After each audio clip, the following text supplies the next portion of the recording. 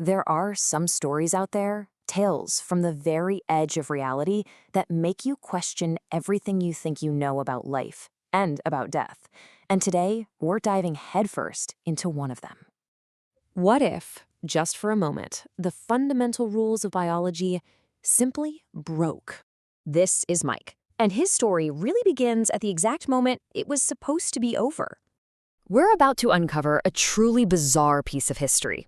This is the story of how a simple farm animal became an unbelievable legend, and in the process, challenged the very definition of what it means to be alive.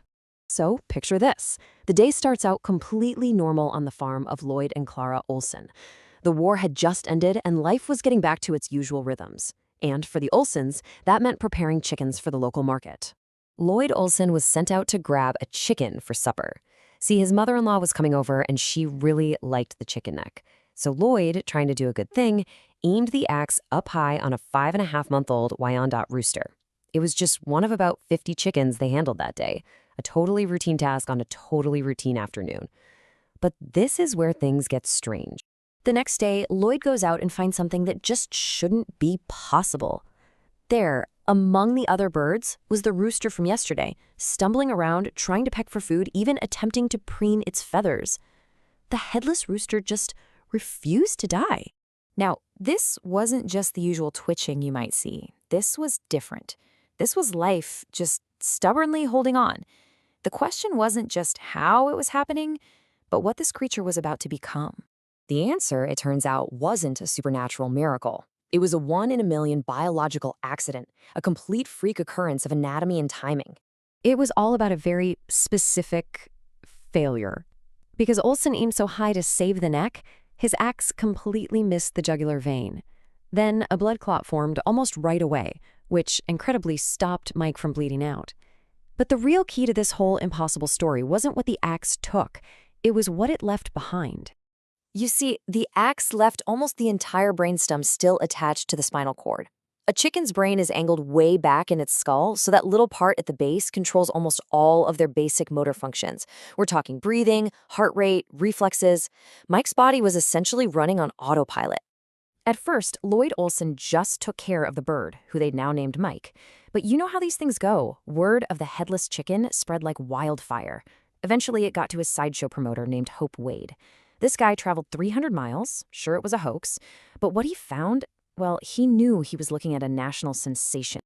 And just like that, Mike went from being a farm anomaly to a true national phenomenon. The Olsens took him on the road, and you better believe audiences lined up all over the country to see the chicken that cheated death. At his peak, Mike was valued at a staggering $10,000. To put that in perspective, that's over $140,000 today for a chicken. And the money? It was pouring in.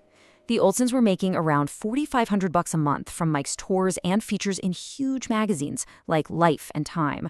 For a farm family in the 1940s, that was an absolute fortune. But the sight of him was apparently deeply unsettling. It was a body just running on pure, raw instinct. Mike would still try to walk, balance on a perch, and even preen his feathers. And his attempt to crow? Witnesses said it was just this haunting, gurgling sound that came from his open throat. Now, this wasn't an easy life to maintain. It took constant, careful work. The Olsens fed Mike a liquid diet with an eyedropper. And crucially, they had to use a syringe to clear the mucus from his throat so he wouldn't choke. Under their care, he didn't just survive, he actually thrived, growing from about 2.5 pounds to almost 8. For 18 incredible months, the impossible just kept going. But in existence this fragile, it's always hanging by a thread. It's always just one mistake away from the end. And on a quiet night in a motel room, that thread was about to snap.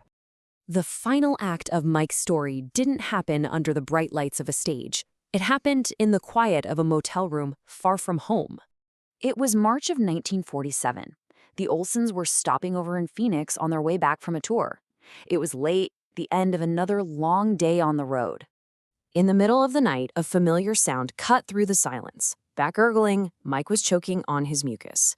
It was a crisis, sure, but one they handled hundreds of times before. A routine problem. Except this time, it wasn't routine. They frantically looked for the cleaning syringe, and it wasn't there.